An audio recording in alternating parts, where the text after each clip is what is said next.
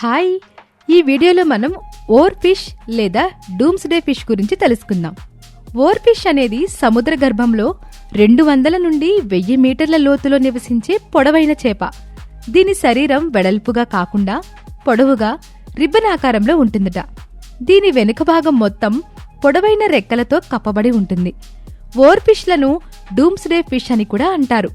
ఎందుకంటే ఇవి సాధారణంగా భూకంపాలు లేదా సముద్రపు మార్పులకు ముందుగా ఉపరితలానికి వచ్చే అవకాశం ఉంటుంది.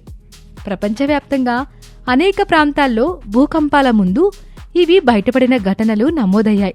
ఈ నమ్మకానికి శాస్త్రీయ ఆధారాలు తక్కువగా ఉన్నా ఓర్ ఫిష్ ఒక సున్నితమైన సముద్ర జీవి కావటంతో భూకంపాలకు ముందొచ్చే ఒత్తిడులను గమనించి ఉపరితలానికి రావచ్చని ఊహాగానాలున్నాయి. ఇలాంటి సముద్రంలో నివసించే జీవుల గురించి ఇంకా తెలుసుకోవాలనుకుంటున్నారా? అయితే ఇంకెందుకు ఆలస్యం, వెంటనే మా ఛానల్ని సబ్స్క్రైబ్ చేసుకోండి. మా వీడియోని లైక్ చేయండి, మీ ఫ్రెండ్స్ అందరూ కూడా షేర్ చేయండి.